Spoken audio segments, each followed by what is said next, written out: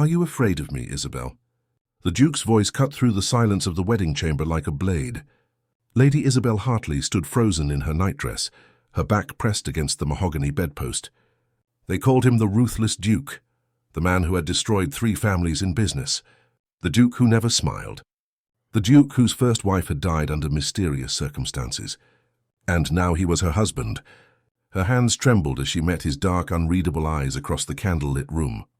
Everything she had heard about Edmund Ashford, Duke of Blackthorn, screamed danger. But the question he had just asked, it did not sound like a threat. It sounded like a plea. What happened next would change everything she thought she knew. But to understand how Isabelle ended up in this terrifying moment, we need to go back 3 weeks earlier. The morning had started like any other at Hartley Manor, except for the growing sense of dread that had settled over the household like a dark cloud. Isabelle sat in the drawing room with her younger sister Evelyn, trying to maintain some sense of normalcy as their world crumbled around them. Their father had been dead for 2 months, and with his passing came the devastating revelation of his gambling debts. Massive debts that threatened to swallow everything they had left. Their mother had passed away 2 years earlier, leaving Isabelle at 23 responsible for 16-year-old Evelyn. The creditors were coming. They had perhaps a week, maybe less, before the estate would be seized and they would be turned out into the street with nothing. No home, no money, no future. For Isabelle, the loss of status and comfort was bearable. But for Evelyn, still so young and innocent, it meant the destruction of every hope and dream. No respectable family would allow their son to marry a penniless girl with no connections. Evelyn's entire life would be ruined before it even began. That afternoon, everything changed when the Duke of Blackthorn's solicitor arrived at their door. Mr. James Thornbury was a thin, severe man in an expensive black coat who wasted no time with pleasantries. He laid out the proposal with businesslike efficiency. The Duke of Blackthorn was willing to pay all of their father's debts, every single penny, in exchange for one thing: marriage to Lady Isabelle Hartley. The wedding would take place within 3 weeks. There would be no courtship, no lengthy engagement, and no need for them to meet beforehand. The Duke simply required a wife, and he was willing to solve their financial crisis in exchange for Isabelle's hand. Complete security for Evelyn's future would be guaranteed, an education fund, a generous dowry when the time came for her own marriage. Everything the sisters needed to survive and even thrive. All Isabelle had to do was marry a man she had never met. But Isabelle knew exactly who the Duke of Blackthorn was, even if they had never been formally introduced. Everyone in society knew of Edmund Ashford. They called him the Ruthless Duke, and the name was not given lightly. He had destroyed 3 prominent families in business dealings, ruthlessly crushing them when they tried to compete with his shipping empire. He never smiled at social gatherings. He never danced. He spoke only when necessary, and always with an icy coldness that made even the bravest men uncomfortable. And then there was the matter of his first wife. Lady Margaret had married him 4 years ago, and the marriage had lasted only 8 months before she died. The official cause was illness, but the whispers told a different story. Some said the Duke's coldness had broken her spirit. Others hinted at something darker, though no one dared speak it aloud. The servants who had worked at Blackthorn Manor during that time left shortly after Margaret's death, and none of them would discuss what they had seen. The Duke had not remarried since then, living alone in his massive estate like a ghost haunting his own life. Isabelle sat in stunned silence after the solicitor finished speaking. Evelyn gripped her hand tightly, her young face pale with fear and hope warring against each other. The choice was impossible and yet utterly simple. Marry a man who might be dangerous, possibly even deadly, or watch her sister's life be destroyed by poverty and shame. There was really no choice at all. That evening, Isabelle sent word to the solicitor. She would accept the Duke's proposal. She would marry Edmund Ashford and become the Duchess of Blackthorn. Whatever fate awaited her, she would face it to keep Evelyn safe. In the days that followed, Isabelle tried to prepare herself for what was coming. She made inquiries carefully and discreetly about the Duke. Everything she learned only increased her fear. He was rarely seen in public. When he did attend social functions, people gave him a wide berth as if afraid to draw his attention. His business rivals spoke of him with a mixture of respect and terror. He was brilliant, calculating, and absolutely merciless when crossed. And his first wife, sweet Margaret, had withered away in his home like a flower denied sunlight. The wedding day arrived far too quickly. The ceremony took place at Blackthorn Cathedral, a grey stone building that seemed to match the sombre mood perfectly. It was a small gathering, just a handful of witnesses required by law and Evelyn, who sat in the front pew looking like she might be sick at any moment. Isabelle stood at the back of the church in her mother's wedding dress, altered to fit her, waiting for the music to begin. And then she saw him for the first time. Edmund Ashford, Duke of Blackthorn, stood at the altar waiting for her. He was tall and imposing, easily over 6 feet, with broad shoulders that filled out his formal black coat perfectly. His face was sharply handsome, all strong angles and aristocratic features, but there was no warmth in it. His expression was carved from stone, revealing nothing. His dark eyes watched her approach with an intensity that made her feel like a specimen being examined, rather than a bride on her wedding day. When she reached the altar and stood beside him, he did not smile. He did not offer any reassurance or kindness. He simply turned to face the minister, and the ceremony began. Isabelle barely heard the words being spoken. Her voice shook when she repeated her vows, promising to honor and obey this stranger who would now control every aspect of her life. Edmund's voice, when he spoke his own vows, was deep and completely emotionless. He could have been reading a business contract for all the feeling he showed. When the minister declared them husband and wife, Edmund did not kiss her. He simply offered his arm, and they walked back down the aisle together in silence. The brief reception that followed was even worse than the ceremony. The handful of guests who had attended stood in uncomfortable clusters, speaking in hushed voices and casting nervous glances at the Duke. Edmund ignored them all, including his new wife. He stood in the corner conducting quiet business conversations with 2 men Isabelle did not recognize, acting as if this were any other day rather than his wedding. Isabelle stood alone, feeling Evelyn's worried eyes on her from across the room. She tried to smile, to show her sister that everything would be all right. But the fear must have shown on her face, because Evelyn looked ready to cry. At one point, Isabelle moved closer to where Edmund was speaking, hoping perhaps to be included or at least acknowledged. As she approached, she caught a fragment of the conversation. One of the men said something that included the words, "just like the last one," and then stopped abruptly when he noticed Isabelle standing nearby. Edmund's dark eyes fixed on her, and the other men quickly excused themselves. He did not explain what they had been discussing. He simply stared at her for a long moment, with that same unreadable expression, then turned away to speak with someone else. Just like the last one. The words echoed in Isabelle's mind. Were they talking about her, comparing her to Margaret? What did it mean? Before she could gather the courage to ask, Edmund announced it was time to leave. The carriage ride to Blackthorn Manor was conducted in complete silence. Edmund sat across from her, working through a stack of papers and correspondence as if she were not even there. Isabelle watched the familiar countryside give way to wilder, more remote landscape. With each mile, her anxiety grew. Finally, as storm clouds gathered overhead, Blackthorn Manor came into view. It rose from the clifftop like something out of a Gothic novel, all dark stone and towering walls overlooking the churning sea below. It was magnificent and terrifying in equal measure. This was her home now, her prison perhaps. The carriage rolled to a stop and Edmund finally looked up from his papers. He climbed out without offering to help her down, and Isabelle had to manage her skirts and step down on her own. The manor's servants stood in a formal line at the entrance. At the front was an older woman with steel-grey hair and a stern expression that made Isabelle's stomach clench. This was Mrs. Dawson, the housekeeper. She curtsied stiffly when Edmund introduced them, but her eyes were cold as they assessed the new Duchess. The other servants would not even meet Isabelle's eyes. They kept their gazes down, their faces carefully blank, as if afraid to show any emotion in front of their master. The interior of the manor matched its exterior, all dark wood paneling and heavy velvet drapes that seemed to absorb what little light came through the windows. Portraits of stern-faced ancestors lined the walls, their painted eyes following Isabelle as she was led upstairs.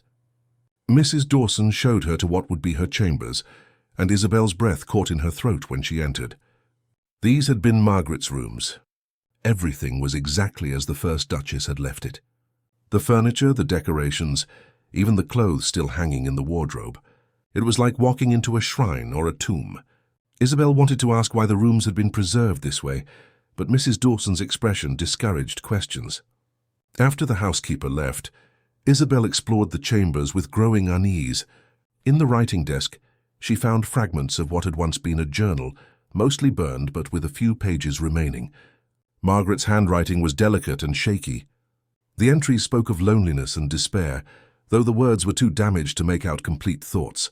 In a drawer, Isabelle found pressed flowers, the kind used in funeral arrangements, and there was one locked drawer that would not open no matter how hard she tried. What secrets had Margaret hidden away?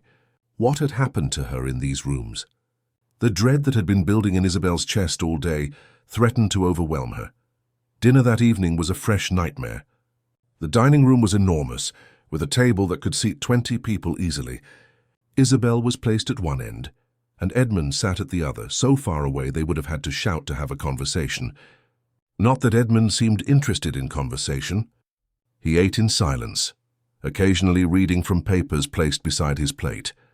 Isabelle tried several times to speak, to ask questions about the estate or even just comment on the food, but each attempt was met with either curt, one-word responses or silence. Finally, gathering all her courage, she asked about Margaret. The temperature in the room seemed to drop 10 degrees. Edmund's fork stopped halfway to his mouth. He slowly set it down and fixed her with a look so cold and dangerous that Isabelle's words died in her throat. His voice, when he finally spoke, could have frozen fire. "That subject is not open for discussion." The words were a command, not a suggestion. Isabelle nodded mutely, her hands trembling in her lap. They finished the meal in oppressive silence. When Edmund finally stood, Isabelle felt a moment of relief, thinking the ordeal was over. But then he spoke again, and his words sent ice through her veins. "Prepare yourself. I will come to your chambers at midnight." He did not wait for a response. He simply turned and walked away, his footsteps echoing through the empty manor, leaving Isabelle sitting alone at the long table. Her mind raced with terrifying possibilities. What did he mean? What would happen at midnight? Every horrible story she had heard about the Ruthless Duke came flooding back. And somewhere in this house Margaret had died. Just like the last one, the man at the reception had said. Isabelle's hands shook as she made her way back to her chambers. Whatever was coming, she would face it in just a few hours. And she had never been more afraid in her entire life. The hours between dinner and midnight felt like an eternity. Isabelle sat in Margaret's chambers, now her chambers, watching the clock on the mantel tick away the minutes. A maid had come to help her prepare for bed, a young woman who barely spoke and would not meet Isabelle's eyes. The girl helped her out of her wedding dress and into a white nightgown, then brushed out her long dark hair in silence. When Isabelle tried to make conversation, to ask questions about the household or the Duke, the maid simply shook her head and hurried to finish her tasks. As she left, she gave Isabelle one brief look, and in that moment, Isabelle saw something that made her blood run cold. Pity. The maid pitied her. That look told Isabelle everything she needed to know about what the servants expected to happen tonight. After the maid left, Isabelle was alone with her spiraling thoughts. She paced the room trying to calm herself, but every surface reminded her of Margaret. The vanity where the first Duchess had sat, the bed where she had slept, the windows where she had perhaps looked out, trapped and despairing, in her final days. Had Margaret sat here on her wedding night, waiting and afraid just as Isabelle was now? The stories Isabelle had heard about Edmund ran through her mind on an endless loop. The Ruthless Duke, the man who destroyed his enemies without mercy, the man whose wife had died after only 8 months of marriage. Just like the last one, what had that man at the reception meant by those words? Would Isabelle be next? Would she end up like Margaret, wasting away in these rooms, growing weaker until she simply disappeared? Isabelle considered running.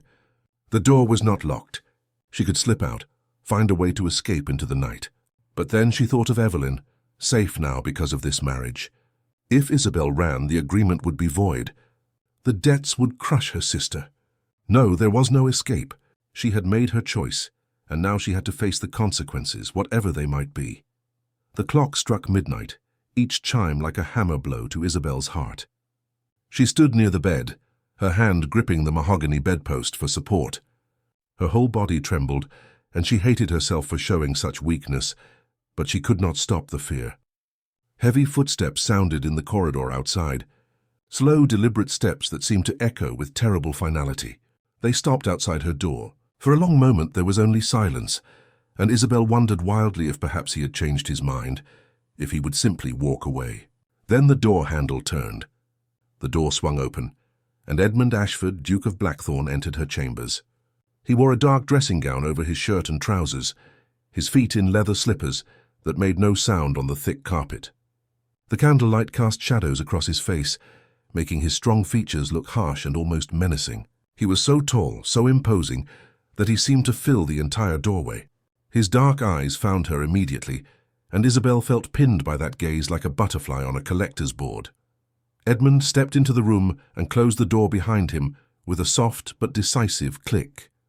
That sound, the sound of the door closing, felt like a prison gate slamming shut. There was no escape now. Isabelle pressed herself back against the bedpost, her fingers digging into the carved wood. Edmund stood just inside the door, not moving closer, but watching her with that same intense, unreadable expression he had worn all day. The silence stretched between them, thick and suffocating. Isabelle's heart pounded so hard she was certain he could hear it. Her breath came in short, shallow gasps. She tried to speak, to ask what he wanted, but no words would come. Her throat had closed up with terror. Still, Edmund said nothing. He simply stood there, watching her tremble and shake like a rabbit cornered by a wolf. Was he enjoying this? Did he like seeing her fear? Or was he simply deciding what to do with her, now that she belonged to him? Finally, after what felt like hours but could only have been a minute or two, Edmund spoke. His voice was quiet, almost gentle, but it cut through the silence like a knife. "Are you afraid of me, Isabelle?" The question caught her completely off guard. Of all the things she had expected him to say, all the demands or threats she had imagined, this simple question was not among them. And the tone in which he asked it, that was even more confusing. He did not sound threatening. He did not sound angry or cruel. He sounded almost sad. There was something in his voice, some quality of vulnerability that did not fit with everything she knew about the Ruthless Duke. Isabelle stared at him, trying to understand what was happening. Was this some kind of game, a test? She opened her mouth to answer, but what came out was not what she had planned to say. The truth simply spilled out of her, raw and honest. "Yes, I am terrified." Her voice shook, barely above a whisper, but in the quiet room the words rang out clearly. "I am terrified of you." Something changed in Edmund's face. The hard mask he had worn all day cracked just for a moment, and Isabelle saw pain flash across his features. Real, genuine pain. He flinched as if she had struck him, and his broad shoulders slumped slightly. For a long moment he said nothing, simply absorbing her words. Then, to Isabelle's complete shock, he moved away from her. Instead of advancing toward the bed as she had feared, Edmund walked to the chair near the fireplace and sank into it heavily. He was now farther away from her than when he had entered. He sat forward with his elbows on his knees, his hands clasped together, staring at the floor. The silence stretched again, but it felt different now. Less threatening, more uncertain. When Edmund finally looked up at her, his dark eyes held an emotion Isabelle could not quite name. Regret, perhaps, or sorrow. "Tell me why," he said quietly. "Tell me why you are terrified. What have you heard about me?" Isabelle's mind raced. Was this another test? Would honesty doom her or save her? She decided that if she was going to die anyway, she might as well die speaking the truth.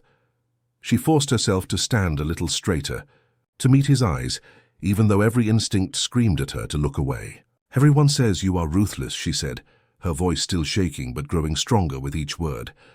"They say you destroy anyone who crosses you in business, that you have ruined entire families, that you never show mercy." She paused, gathering courage for what came next. "And they say your first wife, Margaret." She could not finish the sentence. She could not bring herself to say the words, to accuse him directly of what some whispered he had done, but the unspoken accusation hung in the air between them anyway. Edmund's jaw clenched, and a muscle ticked in his cheek. He looked away from her, staring into the dark fireplace, as if he could see something there that she could not.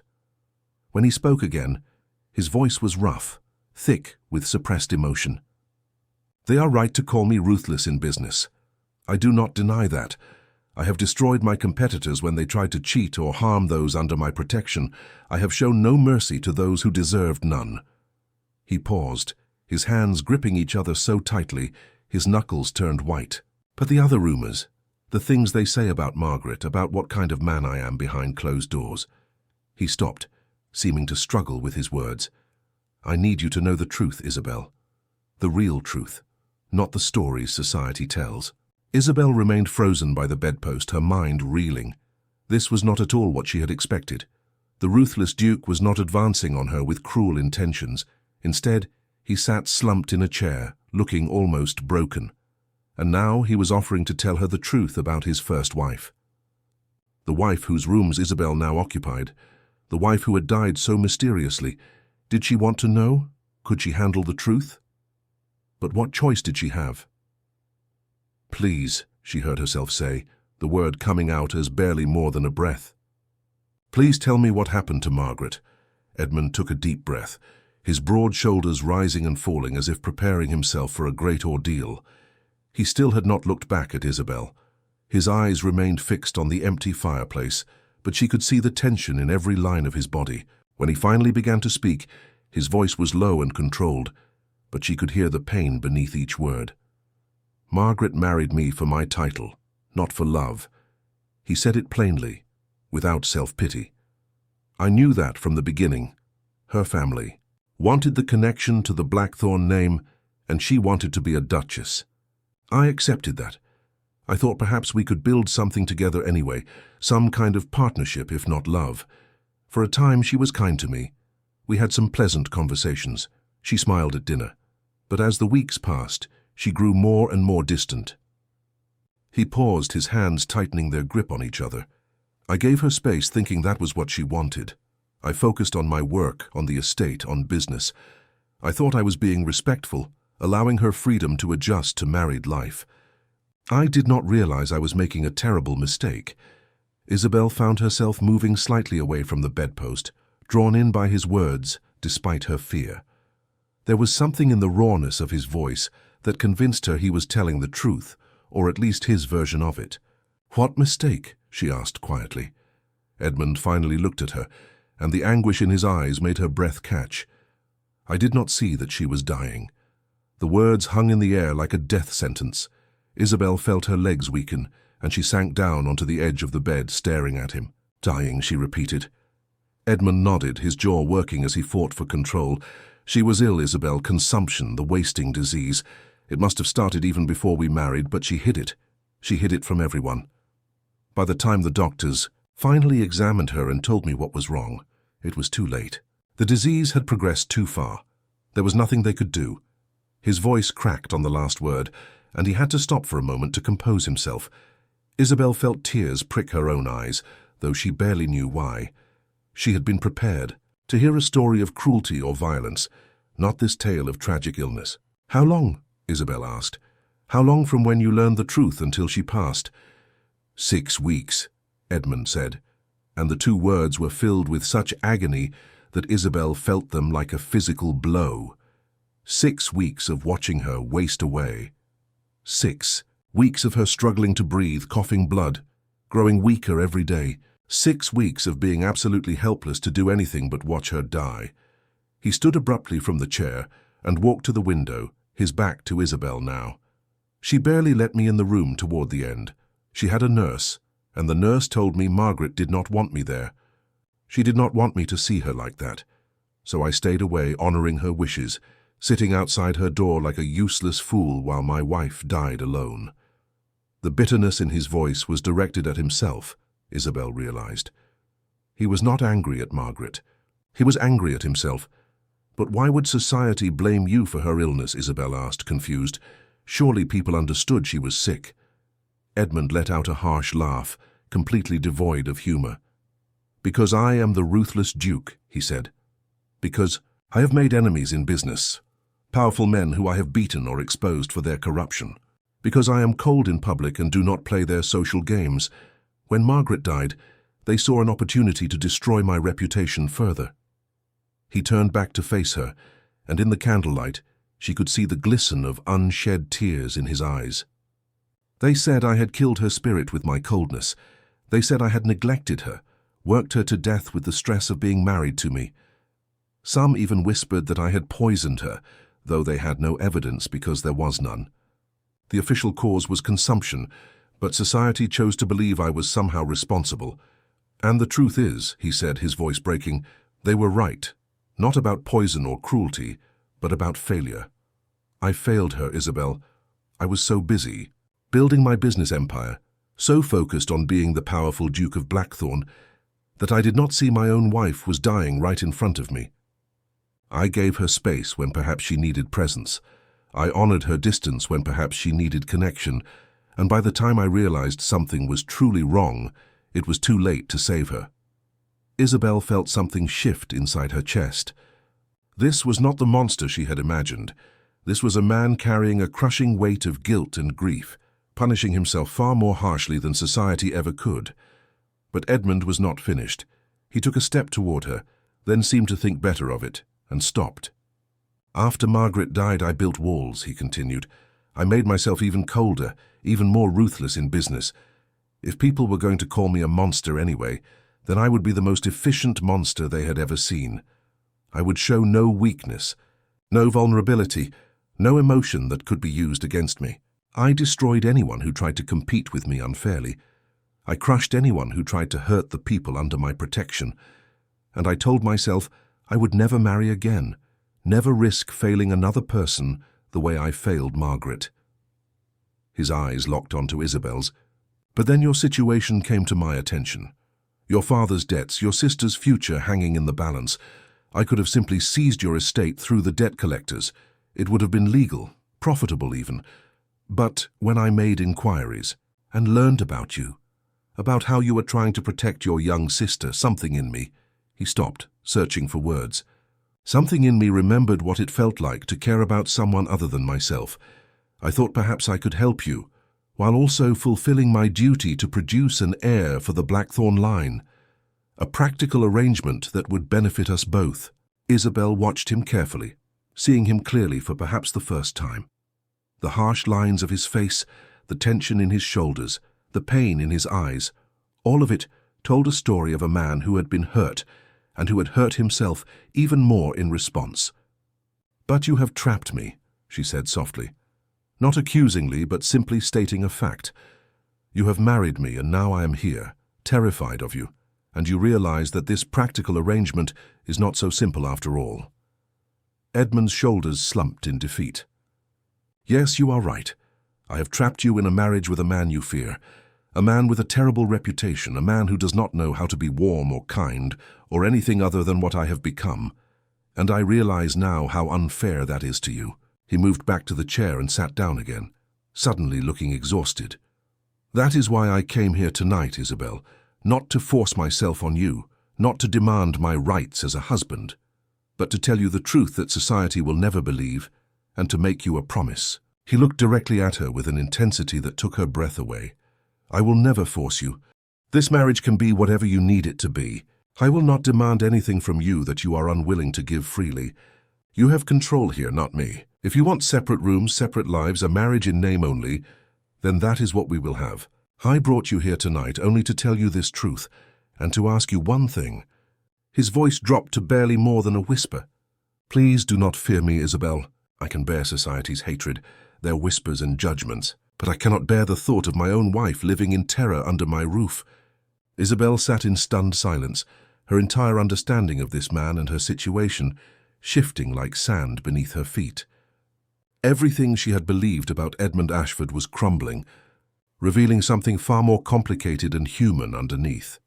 Isabelle sat on the edge of the bed, her hands folded in her lap, trying to process everything Edmund had just told her.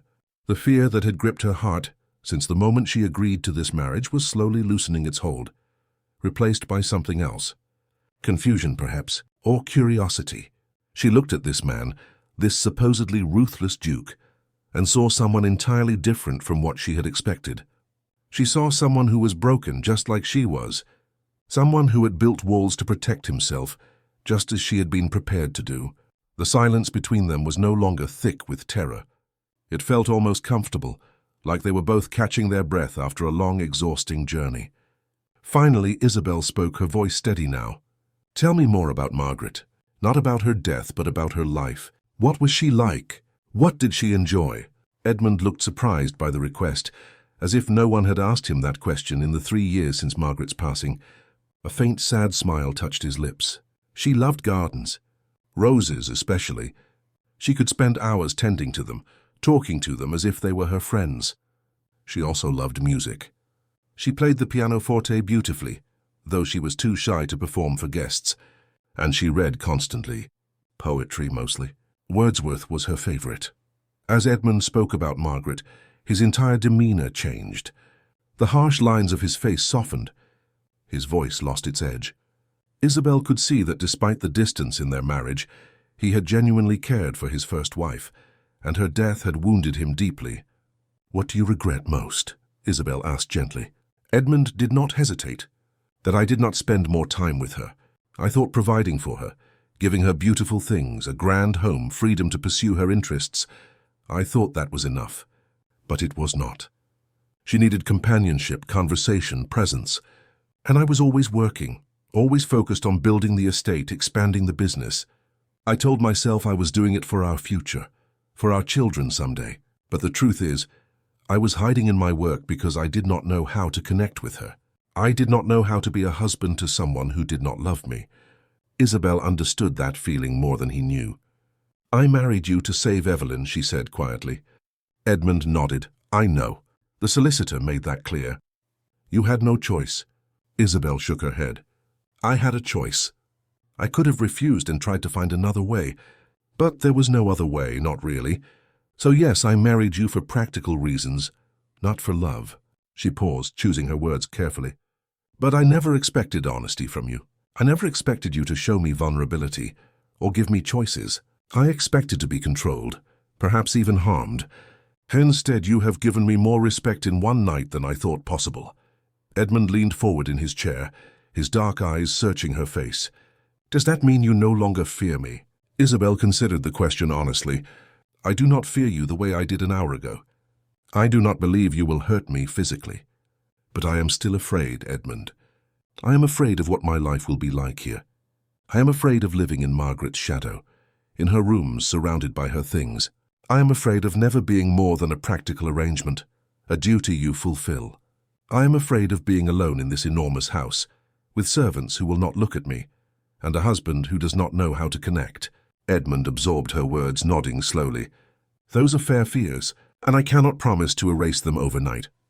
But I can promise to try. I can promise to be honest with you always. I can promise to respect your wishes and your boundaries. And I can promise that we will be partners in this, Isabelle.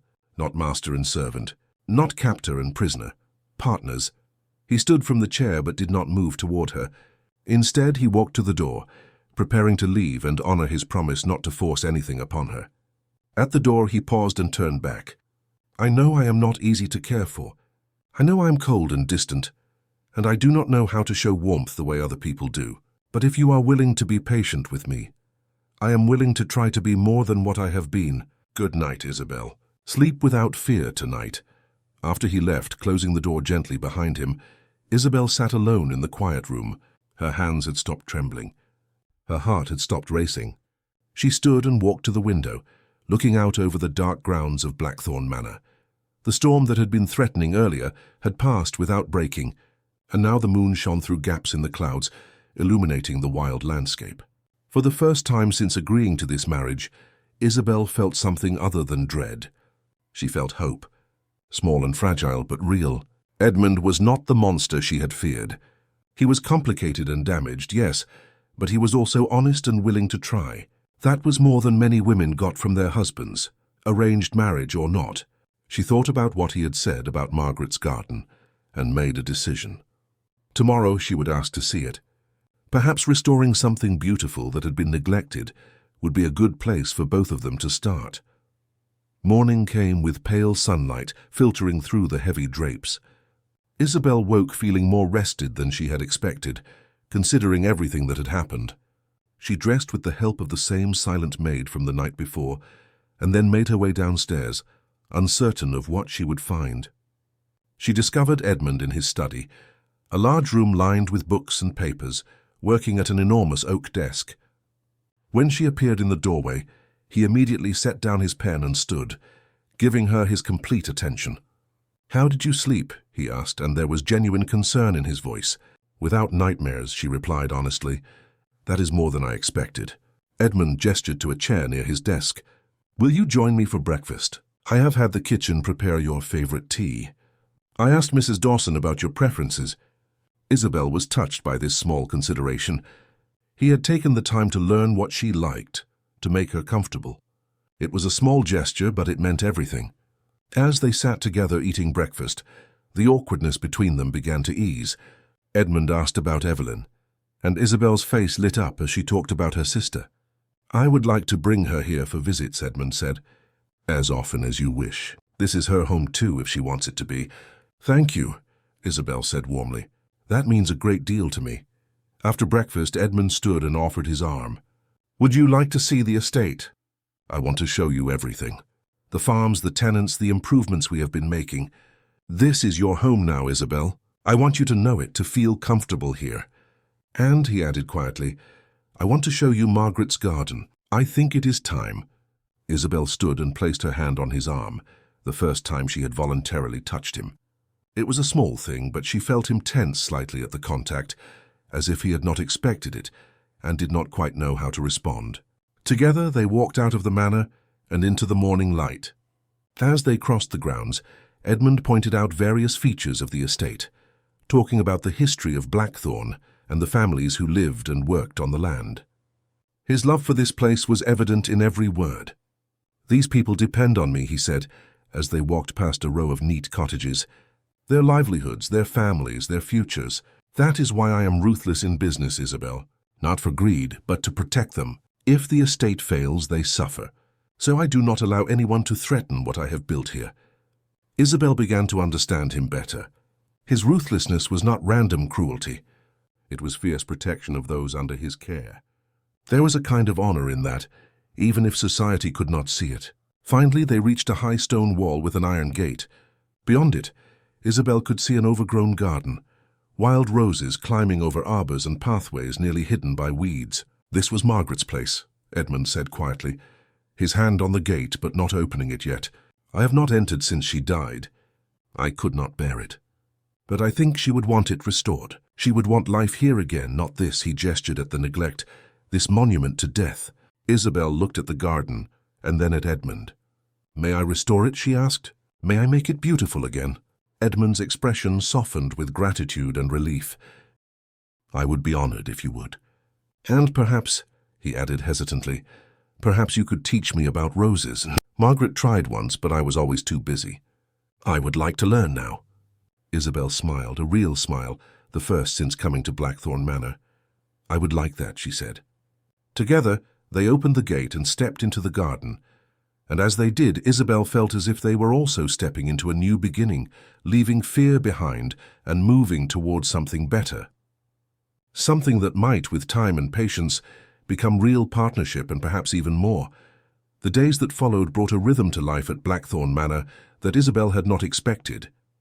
Each morning she and Edmund took breakfast together in the smaller dining room, not the cavernous formal space where they had eaten on that first terrible night. They talked about the estate, about books they had read, about small everyday things that helped them learn about each other. Edmund was different in these private moments. The cold mask he wore for the world slipped away, revealing someone thoughtful and even gentle. He listened when she spoke, really listened, and he asked her opinions on matters concerning the household and estate. When she made suggestions, he considered them seriously and often implemented them. It was a kind of respect Isabelle had never expected from any husband, let alone the ruthless Duke. One morning, about a week after their wedding, Isabelle went looking for Edmund and found him in the library. He was sitting in a leather chair by the window, completely absorbed in a book. As she came closer, she saw it was a volume of poetry, Wordsworth, the same poet Margaret had loved. Edmund looked up and saw her standing there, and his face flushed slightly with embarrassment. He quickly closed the book as if he had been caught doing something wrong. "I did not hear you come in," he said, setting the book aside. Isabelle smiled and moved closer. "There is no need to hide it. I think it is wonderful that you read poetry." Edmund looked uncomfortable. "It is not very Duke-like, is it? Serious men are supposed to read about politics and war, not romantic verses about nature." Isabelle sat in the chair across from him. "Maybe dukes should read more poetry. Maybe the world would be better if powerful men spent more time thinking about beauty instead of just power." Edmund stared at her for a moment, and then something remarkable happened. He laughed. It was a short, quiet laugh, but it was genuine, and it transformed his entire face. The harsh lines softened, his dark eyes lit up, and for just a moment he looked years younger. "That is probably true," he said, still smiling slightly. "Margaret used to say something similar. She thought I took life too seriously." The mention of Margaret did not bring the usual shadow over his face. Instead, Edmund picked up the poetry book again. "She loved this collection. After she died, I started reading it, trying to understand what she had found in these pages. At first, I did not see it. But over time, the words started to mean something. They helped me, in a way. Helped me feel things I had been trying to bury." Isabelle felt a warmth spread through her chest. This vulnerability, this willingness to share his inner world, meant more to her than any grand gesture could have. They spent the next hour reading poetry together, taking turns reading verses aloud, discussing what they meant. It was intimate in a way Isabelle had never experienced, a meeting of minds that felt more significant than any physical closeness.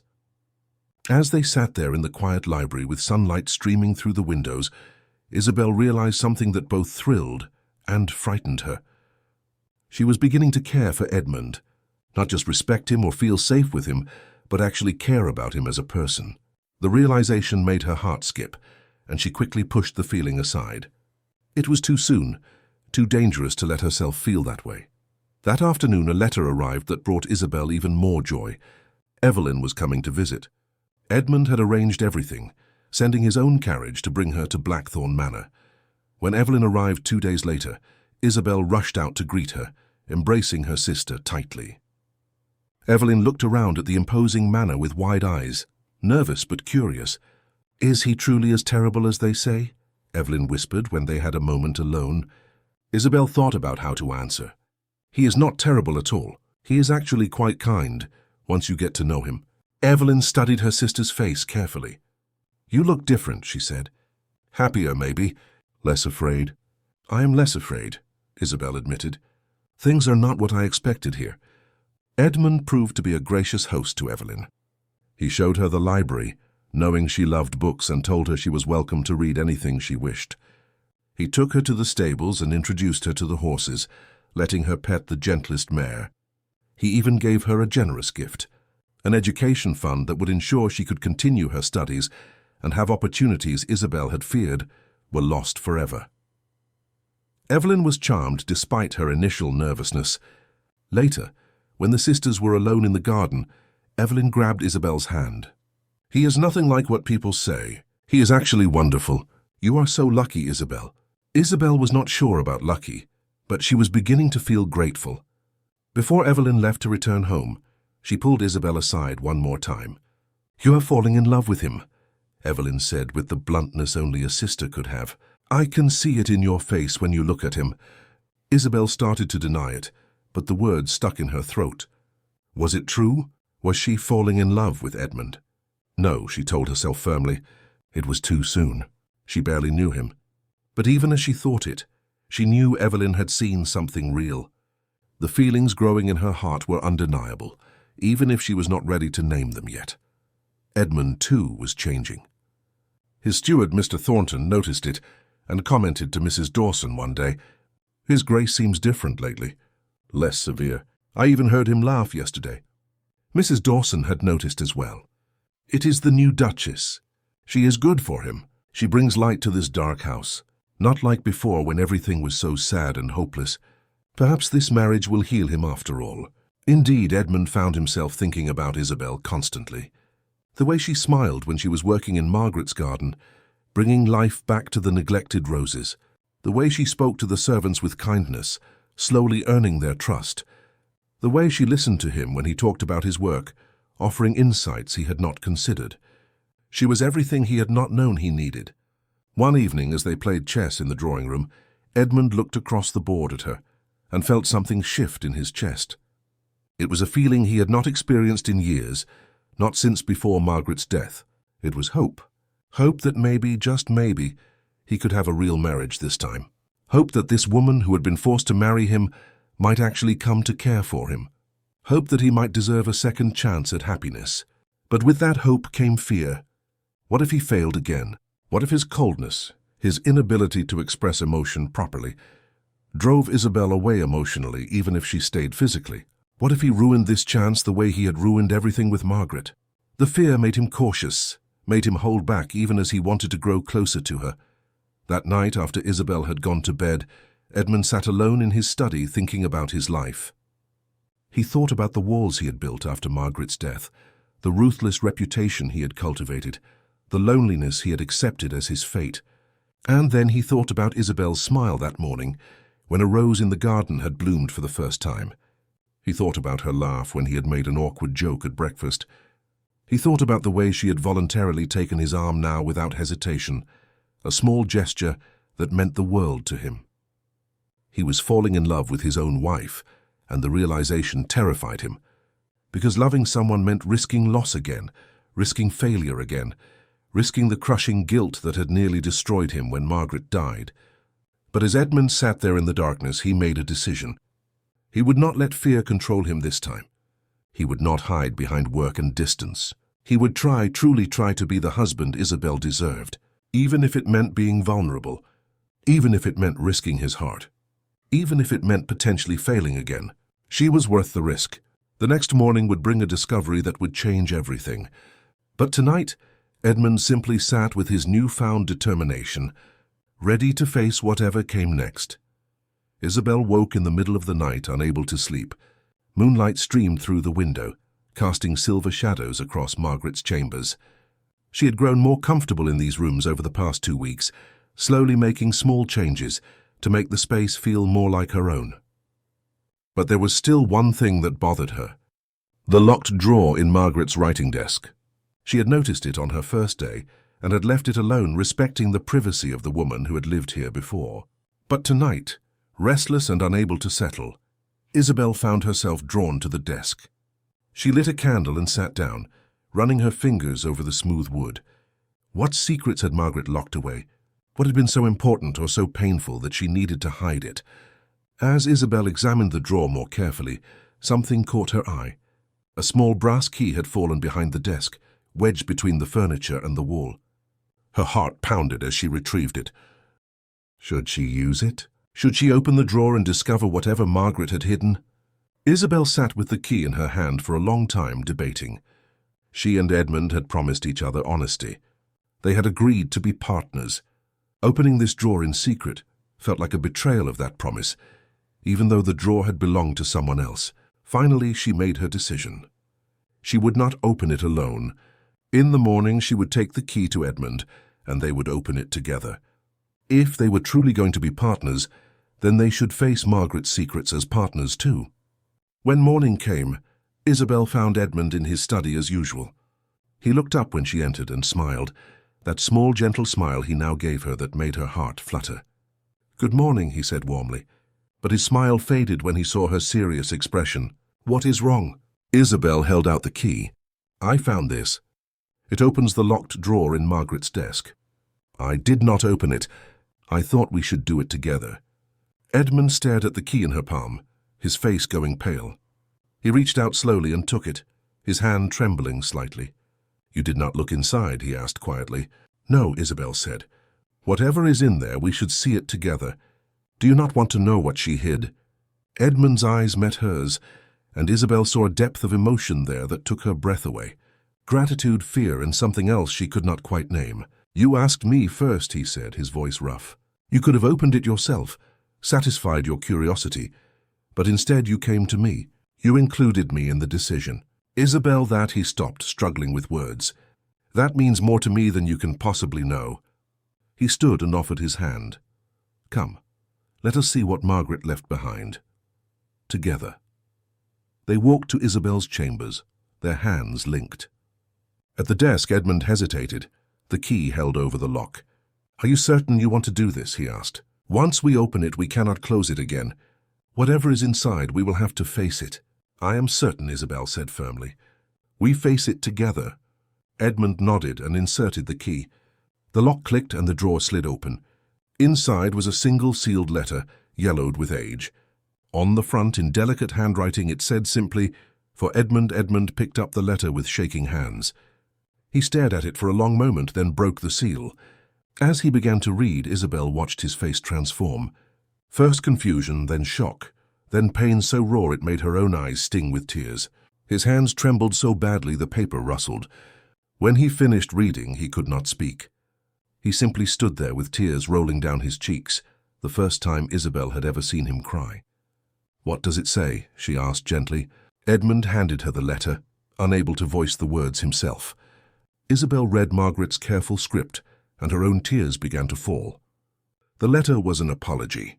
Margaret had known she was dying, had known for months before anyone else suspected. She had hidden her illness because she did not want to be a burden. She had pushed Edmund away because she thought it would make her death easier for him to bear. She wrote that she had cared for him far more than she had ever shown, but fear of leaving him had made her keep her distance. And in her final words, Margaret had released him. She told him to find love again, to not let her death make him afraid to live, to be happy with someone new. She said he deserved happiness and should not waste his life mourning her. Edmund sat down heavily, his face in his hands. "All this time," he said, his voice breaking, "all this time I thought she had been miserable with me, that my coldness had made her hate our marriage. But she was protecting me, just like I tried to protect you by keeping my distance at first. We were both wrong. Distance does not protect anyone. It only creates regret." Isabelle knelt beside his chair and took his hands in hers. "She wanted you to be happy, Edmund. She is giving you permission to move forward, to live fully. Do you understand? She would want this, want us to build something real together." Edmund looked at her, his eyes red but clearing. "I am ready," he said. "I am ready to try, to really try, to be truly married to you, Isabelle, if you are willing." "If you think you could ever," he hesitated. "If you think you could ever care for someone like me." Isabelle felt her own walls crumbling. "I am willing," she whispered. "I have been willing for days now. I was just waiting for you to be ready." Edmund reached out and cupped her face gently with both hands. "Then, with your permission, I would very much like to kiss my wife." Isabelle's answer was to lean forward and press her lips to his. The kiss was soft and tentative at first, both of them learning, exploring this new territory. But it deepened naturally, filled with promise and the beginning of real love. When they finally pulled apart, both were breathless. "I think Margaret would approve," Isabelle said softly. Edmund smiled through his tears. "I think she would too." 3 weeks after their wedding, an invitation arrived that could no longer be ignored. The Duke and Duchess of Blackthorn were invited to a grand ball in London, hosted by one of the most prominent families in society. Edmund looked at the invitation with distaste. "We do not have to go," he said to Isabelle over breakfast. "I have avoided these events for years. Society can manage without us." But Isabelle shook her head. "We cannot hide forever, Edmund. Eventually we must face them together. Besides, I am a duchess now. I need to learn how to be one properly." Edmund studied her face, seeing the determination there mixed with nervousness. "Are you certain?" "They will whisper and stare. They will judge us both." "Then let them," Isabelle said with more confidence than she felt. "We know the truth about our marriage. That is what matters." Edmund reached across the table and took her hand. "Very well, we will go together. But the moment you want to leave, you tell me, and we will go immediately. You do not have to endure anything for the sake of appearances." The week leading up to the ball was filled with preparations. New gowns were ordered for Isabelle, and she was given the Blackthorn family jewels, magnificent pieces that had been locked away since Margaret's death. Mrs. Dawson helped her learn the complicated rules of precedence and protocol, who to greet first, how to address various ranks of nobility, which topics were appropriate for discussion. It was exhausting, but Isabelle was determined to represent Edmund well. On the night of the ball, as Isabelle dressed in a gown of deep sapphire silk with the Blackthorn diamonds at her throat, she caught Edmund watching her in the mirror. "You are beautiful," he said quietly. "But more than that, you are brave." "I'm terrified," she admitted. My hands are shaking." He came up behind her and gently took her trembling hands in his. "So are mine, but we will be terrified together. That makes it bearable." The carriage ride to London was quiet, both of them lost in their own thoughts. But their hands remained clasped the entire journey, drawing strength from each other. When they arrived at the ball, the moment their names were announced, the massive ballroom fell silent. Every eye turned to them. The ruthless Duke had returned to society, and he had brought his new bride. The whispers started immediately, a rustling sound like leaves in wind. Isabelle felt every gaze on her, judging, evaluating, wondering. She wanted to run, to hide, but she kept her chin high and her hand steady on Edmund's arm, just as he had taught her. Edmund led her into the room, his face an unreadable mask, his posture rigid with tension. People stepped back as they passed, creating a path but also a barrier.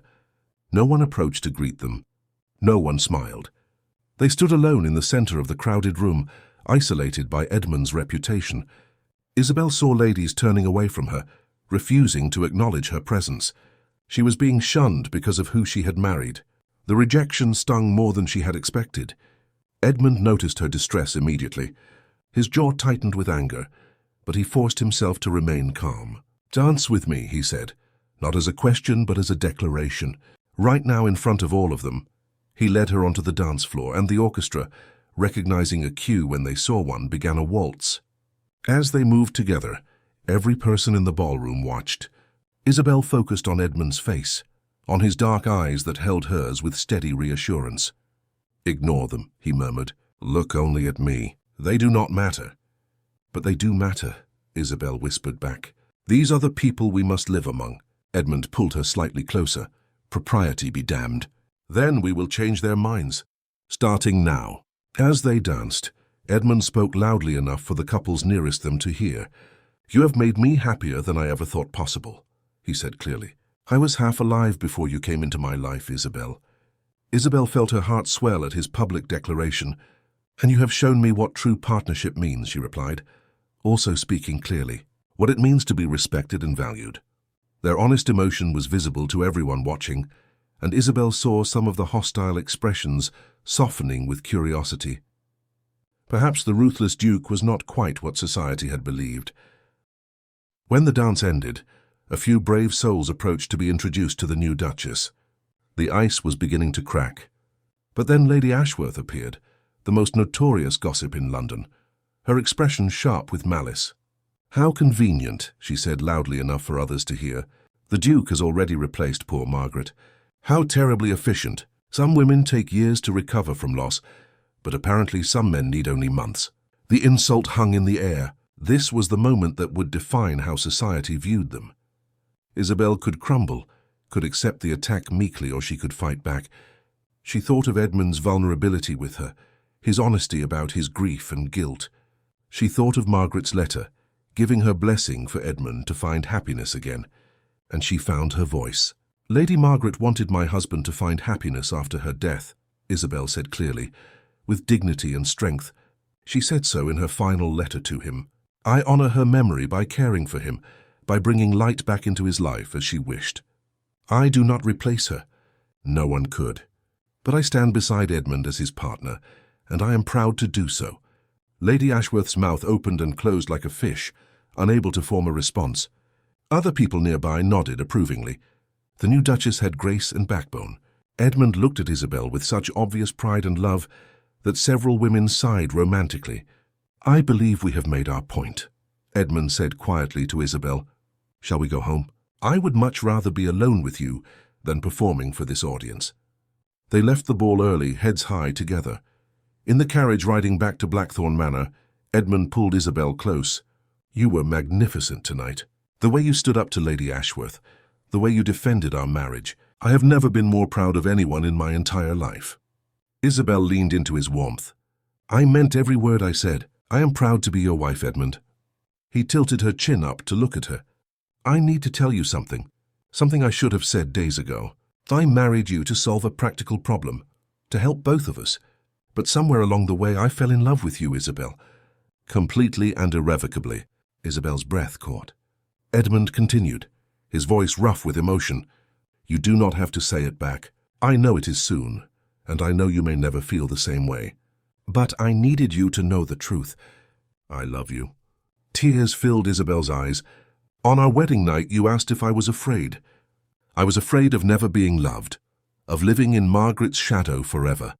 But you have loved me through patience and honesty. You have shown me what real love looks like, and I love you too, Edmund, not the Duke, you." Edmund kissed her then, deeply and passionately, pouring all his emotion into that kiss. When they finally pulled apart, both were breathless. "When we get home," he whispered. "Yes," Isabelle agreed, her heart racing. "When we get home." When the carriage arrived at Blackthorn Manor, Edmund did not wait for the footman. He jumped down and swept Isabelle into his arms, carrying her up the steps like a true bride. She laughed, surprised and delighted as he pushed through the front door. Mrs. Dawson and the other servants looked up in shock, then quickly hid their smiles as the Duke carried his Duchess up the grand staircase. "This is how I should have done it on our wedding night," Edmund said, slightly breathless from climbing the stairs. "Properly, with you laughing instead of terrified." When they reached their chambers, the rooms Isabelle had redecorated to make truly theirs, Edmund set her down gently. He cupped her face in his hands, looking at her with such love that it made her heart ache. "Are you afraid?" he asked, repeating the question from their wedding night, but with an entirely different meaning now. "Not any more," Isabelle whispered. "Never again. Not of you. I am only afraid of how much I love you, afraid of how happy you make me." "Then we will be afraid together," Edmund said softly, "and we will be happy together too." He kissed her tenderly, and this time there was no hesitation, no holding back. This was their true wedding night, given freely with love and trust. Isabelle felt cherished and safe in his arms as he slowly unlaced her gown, his touch gentle and reverent. "I love you," he murmured against her skin. "I will spend every day of my life proving it to you." "And I love you," Isabelle replied, her own hands exploring the breadth of his shoulders as she pushed his coat away. They came together with tenderness and passion, two people who had found love in the most unexpected circumstances. When they finally lay together afterward, tangled in each other's arms, both felt complete in a way neither had experienced before. Edmund traced patterns on her shoulder, unable to stop touching her, as if he needed to confirm she was real. "Thank you," he whispered, "for giving me a second chance, for not giving up on me when I gave you every reason to be afraid." "Thank you for letting me see the real you," Isabelle replied, "for trusting me with your pain and your heart." They fell asleep wrapped around each other, truly husband and wife at last. Morning came with golden sunlight streaming through the windows. Isabelle woke to find Edmund already awake, watching her with a soft expression she had never seen before. "Good morning, wife," he said, his voice warm with contentment and love. "Good morning, husband," she replied, stretching like a cat. She noticed a scar on his shoulder she had never seen before and traced it gently with her finger. "Tell me about this." Edmund captured her hand and kissed her fingers. "A war wound from my time in the army years ago. I have never told anyone the story, but I will tell you everything, Isabelle. All my secrets, all my scars, everything I am." And she knew he meant it. Over breakfast, Edmund presented her with documents. "I have had the Hartley estate fully restored," he said. "All repairs completed, all accounts settled. It is secured for Evelyn's dowry when she marries someday." Isabelle's eyes filled with happy tears. "You did this for her. For us?" Edmund took her hand. "Your family is my family now. Evelyn's happiness matters to me because it matters to you. That is what partnership means." After breakfast, they walked together to Margaret's garden, now beautifully restored with roses blooming in every color. In the center, Edmund had installed a new stone bench with a brass plaque that read, "In memory of Margaret, who taught us both about letting go." Together they sat on the bench, Edmund's arm around Isabelle's shoulders. "She would be happy for us," Isabelle said softly. "I truly believe that." Edmund nodded, placing a single white rose on the bench in tribute. "She is at peace now, and so am I." He pulled Isabelle closer. "Do you remember what I asked you on our wedding night?" Isabelle smiled. "Are you afraid?" "And now?" Edmund asked. "Now I'm only afraid of how much I love you," Isabelle said. "Afraid of how perfectly happy you make me." "Then we will be afraid together," Edmund said, kissing her temple. "Every single day for the rest of our lives." 6 months passed in contentment and growing love. Blackthorn Manor transformed from a dark, oppressive place into a warm home filled with laughter. Evelyn came to live with them permanently, flourishing under Edmund's guardianship. She already had several respectable suitors, and Edmund was protective but fair in evaluating them. "She deserves the choice I never gave you," he told Isabelle. She should marry for love, not necessity. One evening, Isabelle had news that would change everything again. She was expecting their first child. Edmund was overwhelmed with joy and protective concern. He immediately consulted the best doctors, made sure Isabelle had everything she needed, and fretted over her constantly. "You are being ridiculous," Isabelle laughed as he insisted she rest after merely walking across the room. "Nothing ruthless about you with me. Only ruthless in protecting what I love," Edmund corrected, placing his hand gently on her still flat belly. Society had changed their opinion of the Duke and Duchess of Blackthorn. They were now known as the devoted couple, proof that love could bloom even in arranged marriages. Other couples sought their advice. The Ruthless Duke reputation remained in business, but it was understood now as protection of the vulnerable rather than cruelty. One night, as they prepared for bed, Edmund asked playfully, "Are you afraid, Isabelle?" She knew he was referencing their wedding night, and she laughed. "Only afraid our child will inherit your terrible habit of asking loaded questions at dramatic moments." Edmund laughed and pulled her close. "I ask because that question changed my life. Your honest answer that night, admitting your fear, it broke down my walls. It let me be vulnerable too. And that saved us both." Isabelle rested her head on his chest, hearing the steady beat of his heart. "I was terrified of marrying you. Everyone called you the Ruthless Duke. I thought you might harm me, might be cruel. But you asked one simple question with such vulnerability that it changed everything. Are you afraid?" In answering honestly, we both found freedom. Freedom from fear, freedom to love, freedom to be ourselves. "They still call you ruthless, you know," she added with a smile. "But I call you mine," Edmund replied, kissing her. "Always and forever mine." As they lay together in the darkness, both reflected on the journey that had brought them here. From terror to trust, from loneliness to love, from two broken people to one strong partnership. Outside, Blackthorn Manor stood warm and welcoming on its cliff, no longer a Gothic prison, but a true home. A home filled with love, laughter, and the promise of family. The Ruthless Duke had found his redemption, and Lady Isabelle had found her courage. Together, they had created something beautiful from fear, and they would face every tomorrow the same way they had faced that first frightening night. Together, honest and afraid of nothing except losing each other.